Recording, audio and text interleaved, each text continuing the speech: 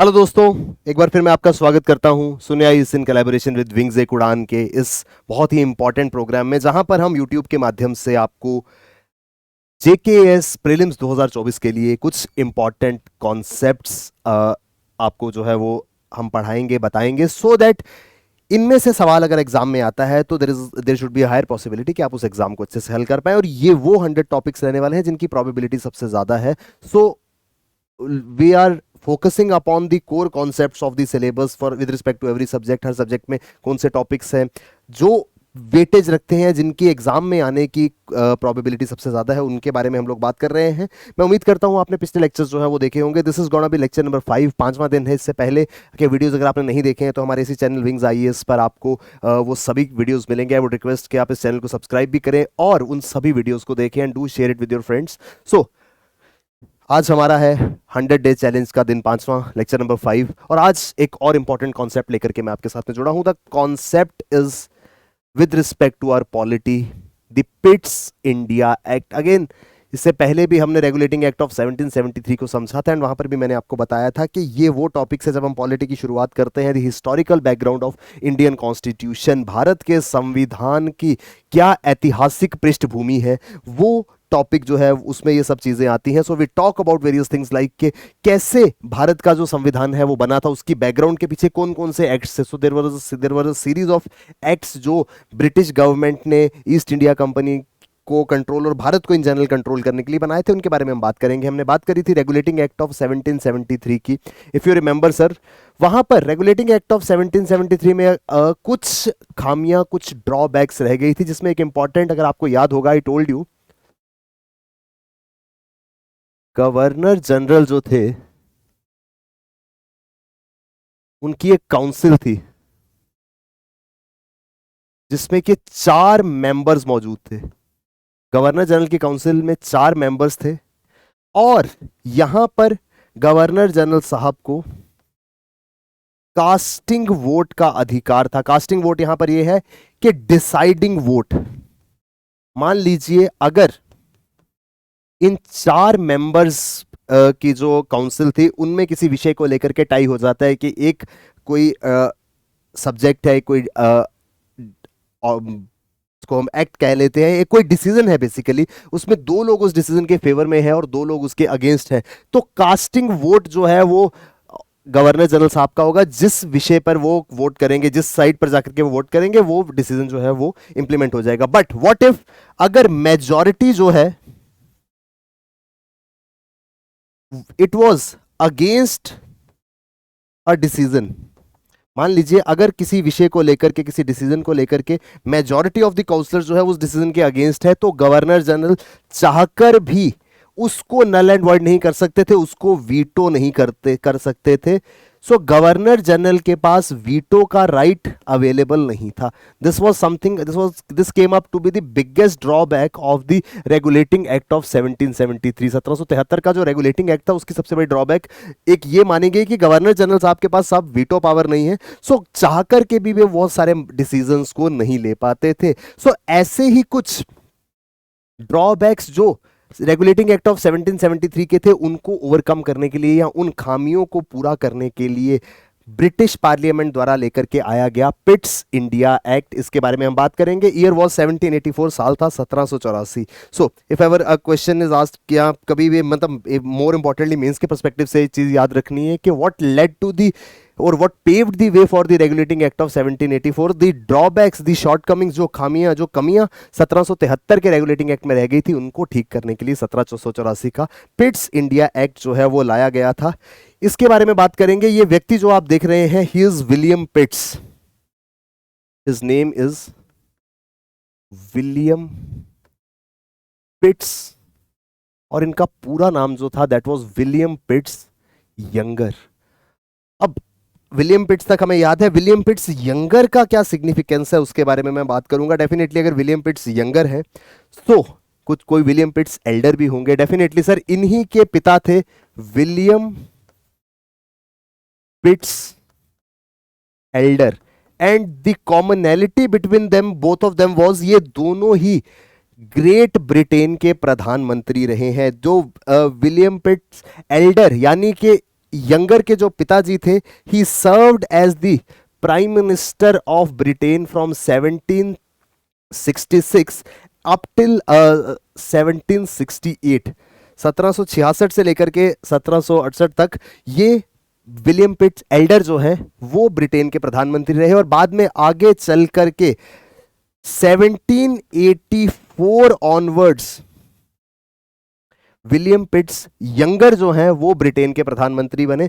सो 1784 में जब ये एक्ट लाया गया, बेसिकली 1783 में विलियम पिट्स यंगर जो है वो ग्रेट ब्रिटेन के प्रधानमंत्री बन गए थे। सो जब 1784 में जो पिट्स इंडिया एक्ट आया उसको लाने वाले विलियम पिट्स यंगर थे। This type of question can cause confusion to you कि दोनों में से कौन था। याद रखना है, एल्डर थे, बड़े थे, तो डेफिनेटली पिताजी बड़े हैं, और पिताजी पहले प्रधानमंत्री बन चुके थे। डिसीजन बाद में, ये विलियम पिट्स एक्ट बाद में लाया गया। सो वो कब प्रधानमंत्री थे? 1766, 1766 टू 68 में William Pitts elder was the prime minister. उसके बाद 1783 में आते हैं विलियम पिट्स यंगर, और वो आकर के पिट्स इंडिया एक्ट लेकर के आते हैं। और क्यों लेकर के आते हैं? To overcome the shortcomings of the regulating act of 1773। अब इसमें क्या चीजें थी इनके बारे में हम बात करेंगे। सर, इसके बारे में कुछ इंपॉर्टेंट चीजें इस डिसीजन में, इस एक्ट में ले गई। पहली चीज थी, the act distinguished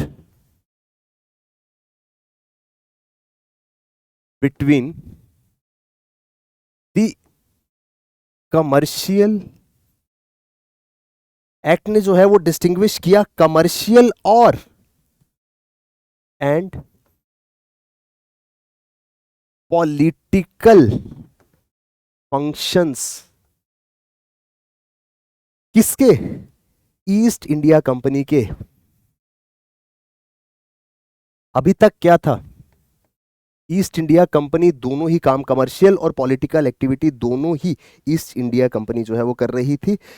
court of directors की अपॉइंटमेंट हुई थी रेगुलेटिंग एक्ट ऑफ 1773 में, टू ओवरसी, टू रेगुलेट या to oversee the working of East India Company. यहां पर क्या हुआ साहब? एक तो कमर्शियल और पॉलिटिकल एक्टिविटीज को अलग अलग कर दिया गया, and second most important thing, it established, this act established the dual government। अब ये ड्यूअल गवर्नमेंट का क्या कॉन्सेप्ट है वो समझेंगे दोस्तों, ये बहुत इंपॉर्टेंट है। It is very important to understand कि ड्यूअल गवर्नमेंट का रोल यहां पर लाया गया। अब ड्यूअल गवर्नमेंट का रोल कैसे था वो बताता हूं। यहां पर भारत को कंट्रोल करने के लिए ऑलरेडी कौन था? East India company. East India company तो जब से दीवानी राइट्स मिले थे तब से लेकर 1765 से ही ईस्ट इंडिया कंपनी जो है वो गवर्निंग बॉडी थी या गवर्नमेंट थी ईस्ट इंडिया का, भारत के अंदर ईस्ट इंडिया कंपनी की गवर्नमेंट थी। सेकेंडली, अब यहां पर जब regulating act of पिट्स India act of 1784 अगर ड्यूल गवर्नमेंट लेकर के आता है, तो एक तरफ तो ईस्ट इंडिया कंपनी के पास अथॉरिटी है और दूसरी तरफ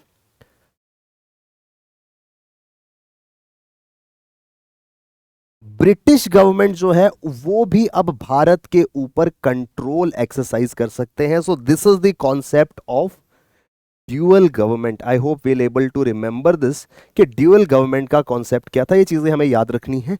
दोहरी गवर्नमेंट अब भारत के अंदर आ चुकी थी। ईस्ट इंडिया कंपनी तो रूल करती ही थी, उसके अलावा ब्रिटिश गवर्नमेंट भी अपना कंट्रोल एक्सरसाइज करना शुरू हो गई थी, इनडायरेक्ट कंट्रोल। और वो इनडायरेक्ट कंट्रोल कैसे हुआ? इट वॉज डिसाइडेड कि ईस्ट इंडिया कंपनी के पॉलिटिकल और कमर्शियल फंक्शंस को अलग अलग किया जाना चाहिए। और वो अलग अलग कैसे होंगे? पॉलिटिकल फंक्शंस जो हैं वो कंट्रोल किए जाएंगे थ्रू अ बॉडी जिसका नाम था board of control. Board of control नाम की एक बॉडी बनाई गई जो कि कंपनी के पॉलिटिकल फंक्शंस को कंट्रोल करेगी। और इस बोर्ड ऑफ कंट्रोल में 6 मेंबर्स थे। अब ये 6 मेंबर कौन थे? सबसे पहले थे सेक्रेटरी ऑफ स्टेट। तो एक मेंबर हो गए secretary of state. He was the president और the chairman of this board of control, I hope we are clear till here. So board of control के जो प्रेसिडेंट थे, he was secretary of state, एक member ये हो गए। Second member was chancellor of exchequer, second member was chancellor of exchequer, he was the second member. तो एक member ये हो गए, दूसरे ये हो गए। इसके अलावा 4 members were basically privy councillors, ये याद रखना है आपको। पॉलिटिकल फंक्शंस को कंट्रोल करने के लिए एक बॉडी बनाई गई, जिसमें जिस बॉडी को नाम दिया गया बोर्ड ऑफ कंट्रोल। इस बोर्ड ऑफ कंट्रोल के अंदर कितने मेंबर्स मौजूद थे? Board of control had 6 members. 6 members में कौन कौन आता था? सबसे पहले आते थे सेक्रेटरी ऑफ स्टेट, जो कि प्रेसिडेंट थे, he was the first member. Second member was the chancellor of exchequer, and इसके अलावा 4 मेंबर्स जो है वो प्रीवी काउंसिल के थे, who were appointed by the British crown, appointed by the British crown. याद रखिएगा सर, ये सब टर्म्स इंपॉर्टेंट हैं। फॉर एग्जांपल सब पूरा पढ़ के चले गए, एग्जाम में आ गया कि प्रीवी काउंसिल के जो मेंबर्स थे उनको अपॉइंट करते थे सेक्रेटरी ऑफ स्टेट। अगर नहीं पढ़ा है तो कंफ्यूज हो जाओगे, the entire concept of reading this would go in when, अगर ये छोटी सी चीज जो है वो भूल जाएगी। तो इस तरीके से from the slightest of the information the questions can be framed. I hope we are clear till here. Political और कमर्शियल फंक्शंस को अलग करना था। सो पॉलिटिकल फंक्शंस जो है वो बोर्ड ऑफ कंट्रोल अब देखेगा, और जो कमर्शियल फंक्शंस थे, जो कमर्शियल एक्टिविटीज थी, उसको तो ऑलरेडी रेगुलेटिंग एक्ट ऑफ 1773 के टाइम से ही कोर्ट ऑफ डायरेक्टर्स ओवरसी कर रहे थे। सो इस तरीके से यहां पर 2 इंपॉर्टेंट चीजें हुई। पहली चीज क्या थी? कमर्शियल और पॉलिटिकल फंक्शंस डिफरेंशिएट हो गए, और साथ ही साथ ड्यूअल गवर्नमेंट आ गई। एक थी ईस्ट इंडिया कंपनी, दूसरा था ब्रिटिश गवर्नमेंट। इस तरीके से ड्यूअल गवर्नमेंट का कॉन्सेप्ट जो है वो लेकर के आया गया। अब let us talk about features of the Pitt's India act. Pitts India act के फीचर्स क्या क्या थे? सबसे पहला फीचर, इफ यू रिमेंबर दोस्तों, इवन रेगुलेटिंग एक्ट ऑफ 1773 में मैंने आपको बोला था कि उसको लाने का सबसे बड़ा रीजन एक ये था कि बहुत रैम्पेंट करप्शन, बहुत ज्यादा करप्शन ब्रिटिश ऑफिशियल्स के अंदर थी। जब वो भारत आते थे वो बहुत ज्यादा रिश्वत, बहुत सारे गिफ्ट्स ये सब लोगों से लेते थे। सो उस चीज को कंट्रोल करने की तरफ ध्यान था। सो यहां पर क्या हुआ? पहला फीचर ये था, the act mandates that British officials, the act mandates that the British officials will have to declare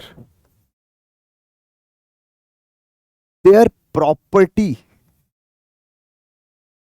both in India and Britain within 2 months of joining. जैसे ही ब्रिटिश ऑफिशियल कोई सरकारी अधिकारी आता है, उसकी ज्वाइनिंग के 2 महीने के अंदर उसे अपने सारी की सारी प्रॉपर्टीज की इंफॉर्मेशन देनी होगी, चाहे वो प्रॉपर्टीज भारत के अंदर है, चाहे वो प्रॉपर्टीज ब्रिटेन के अंदर है। क्यों? क्योंकि अगर वो करप्शन करेगा, he end up making more property, so then it can be compared कि भारत में आने के बाद how much is the increase in the property. This became important. I hope we are clear till here sir. आगे चलते हैं। Second thing was the Governor General's Council. Governor general की जो काउंसिल थी, जो रेगुलेटिंग एक्ट ऑफ 1773 में बनी थी 4 मेंबर्स की, उसकी स्ट्रेंथ को रिड्यूस करके अब 3 मेंबर्स की कर दिया गया। Governor general council strength reduce to 3।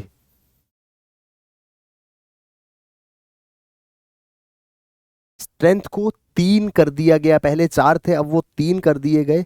And इसी के साथ में गवर्नर जनरल वॉज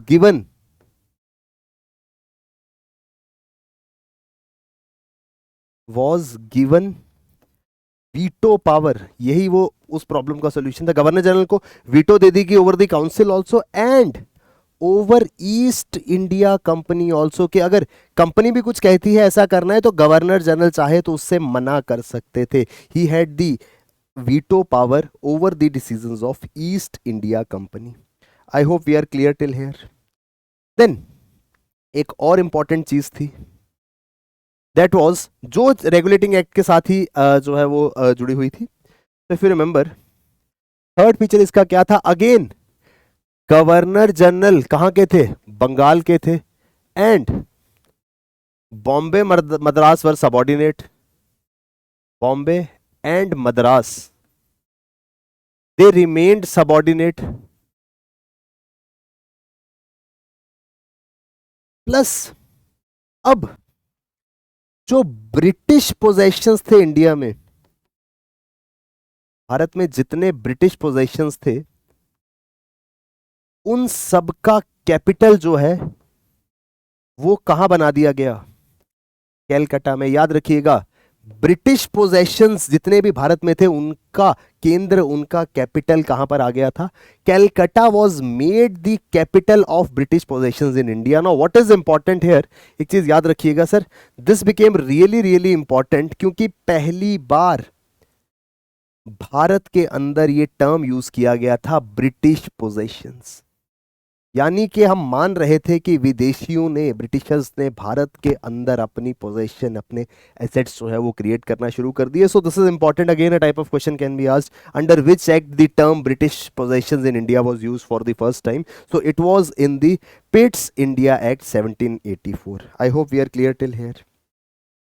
अब यहां पर क्या इंपॉर्टेंट फीचर्स निकल करके आते हैं अगर हम जल्दी से देखें? सबसे पहला, कमर्शियल और पॉलिटिकल एक्टिविटी को अलग किया गया। दूसरा feature, dual government, east India company भी और ब्रिटिश गवर्नमेंट भी। अब यहां पर एक चीज और निकल करके आई, रेगुलेटिंग एक्ट में ब्रिटिश पार्लियामेंट ने कुछ डिसीजन लिए थे एंड दे वर लाइक कि रेगुलेट करने के लिए, लेकिन यहां पे उन्होंने डायरेक्ट थ्रू दी बॉडी, कौन? Board of director, sorry not board of directors but board of control, board of control के through British parliament was exercising the direct control. British parliament was exercising the direct control through board of this board of control. इस वजह से क्या हुआ? Dual government आ गई। पिछली बार सिर्फ regulate किया था कि तुम सही से काम कर लो भैया, हम कुछ नियम बना रहे हैं। अब उन्होंने बोला कि नहीं, अब हम सब चीजें हम खुद आकर के देखेंगे through a body which was bored of control. And आगे हम समझेंगे इवन बोर्ड ऑफ कंट्रोल से भी जब चीजें नहीं संभली तो ब्रिटिश पार्लियामेंट डायरेक्ट इन्वॉल्व होगा इन 1858, जब फिर वो वॉइस रॉय का अपॉइंटमेंट करेंगे। I hope we are clear till here. यहां पर सिविल, मिलिट्री अथॉरिटी और एडमिनिस्ट्रेशन, सिविल मिलिट्री एडमिनिस्ट्रेशन जो है वो किसके पास चली गई? ब्रिटिश क्राउन के पास। The civil, one second,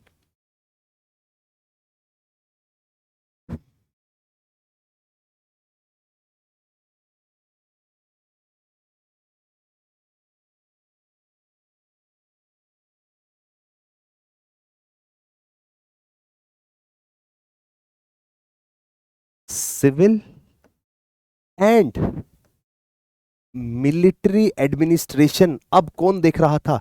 it was being seen by British crown. British government या ब्रिटिश क्राउन जो है वो डायरेक्टली सिविल एंड मिलिट्री चीजों को देख रहे थे through board of control.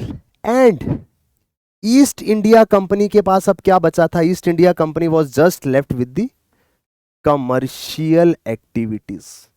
I hope we are clear till here. So ये कुछ इंपॉर्टेंट चीजें थी जिनके जो कि हम regulating act, Pitts India act of 1784 में समझते हैं। अब इसका एक ड्रॉबैक, अगेन ऑलमोस्ट हर एक्ट का कुछ ना कुछ ड्रॉबैक रहा है।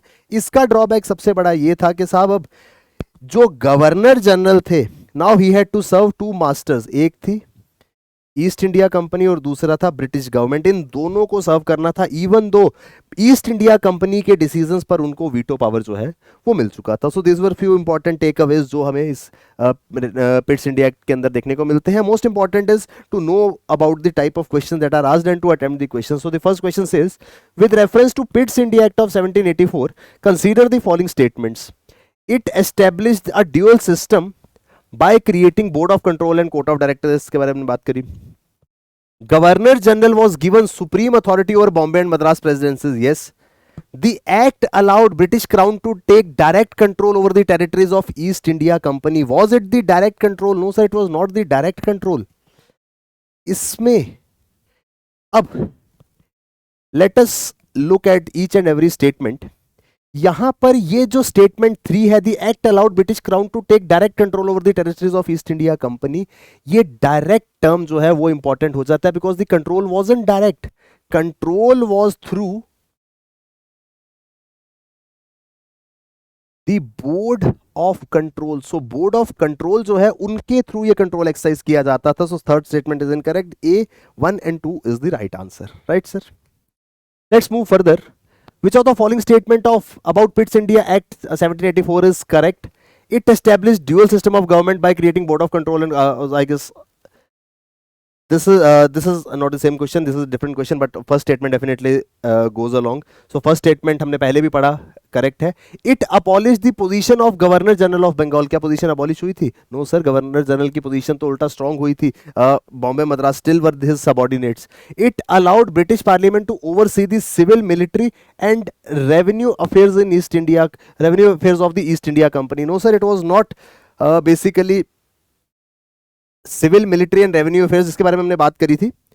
यहां पर सेकंड स्टेटमेंट इनकरेक्ट है। थर्ड स्टेटमेंट में सिविल, मिलिट्री, रेवेन्यू एडमिनिस्ट्रेशन किसके पास चला गया था? ब्रिटिश पार्लियामेंट के पास, लास्ट हमने बात करी। And what went with east India company, east India Company को सिर्फ और सिर्फ कमर्शियल एक्टिविटी करनी थी। तो थर्ड स्टेटमेंट करेक्ट है, फर्स्ट करेक्ट है, second is incorrect. 1 and 3, D has to be the right answer here. The Pitt's India Act of 1784 was introduced by which British Prime Minister? Important है sir. Who was the British Prime Minister? William Pitt Elder, William Pitt Younger, Lord North, Benjamin Disraeli. Sir, definitely William Pitt, उन्हीं के नाम पे तो Pitt's India Act था. This Pitt's India Act was given by William Pitt the Younger, and I told you the entire story why Younger. Which of the following was the significant outcome of Pitt's India Act of 1784? क्या था important outcome? Direct British Crown rule over India, establishment of Indian civil services, creation of dual system, dual government system combining oversight with company autonomy, abolition of East India Company's trade monopoly. No sir, ना तो direct rule अभी आया था, ना ही Indian civil services की बात हुई। East India company का जो मोनोपोली है वो भी अभी एंड नहीं हुई थी। It was all about creation of dual system. So this is the correct answer. I hope we are clear with the overall discussion of Pitt's India Act 1784. Again, इसी तरीके से अलग अलग टॉपिक्स जो एग्जाम में मोस्ट प्रोबेबल हो जाते हैं उनके बारे में हम आपके साथ लगातार जुड़ते रहेंगे। एंड मोर इम्पॉर्टेंटली, अगर आप कंप्लीट सिलेबस पढ़ना चाहते हैं, पूरे के पूरे एग्जाम की तैयारी करना चाहते हैं, विच इज इनएविटेबल, अगर आप ये वीडियो देख रहे हैं, so definitely you are aiming for the JKS exam 2024। तो आपके लिए एक बहुत ही शानदार कोर्स हम लेकर के आए हैं, complete discussion of the syllabus in 200 hours through prelims crash course. इस प्रीलिम्स क्रैश कोर्स में जितनी भी चीज़ें पढ़ी in the form of PDFs, आपको रिवीजन नोट्स मिलेंगे। You have to watch those videos, you have to be with the attend those videos and revise the things with the help of these PDFs. Then we are providing you with the CSET video course. Then through 3000 MCQs we'll be practicing the entire syllabus just like we are practicing the questions here. And then the test series which is required comes with this entire course which is priced as 9,999. ये course आपके लिए हमेशा available रहेगा। And इसके अलावा any sort of doubt, any sort of guidance, any sort of mentorship you require, you definitely can visit our center Sunya IAS in collaboration with Wings A Kudan. It's situated at Green Belt Park, Gandhinagar, Jammu, or you can contact us through the calls. There is a Google form link which is attached in the description of this video. किसी भी तरीके से आप हमें reach out कर सकते हैं and you can get your queries resolved, you can get your issues addressed. But the idea is we have to give our best so that we can qualify this examination and be the part of the prestige prestigious Jammu Kashmir Civil Services. So that's all from my side. We'll be meeting again and then we'll discuss with more topics. Till then, all the best. Keep working hard. Bye bye. Take care. Jai Hind.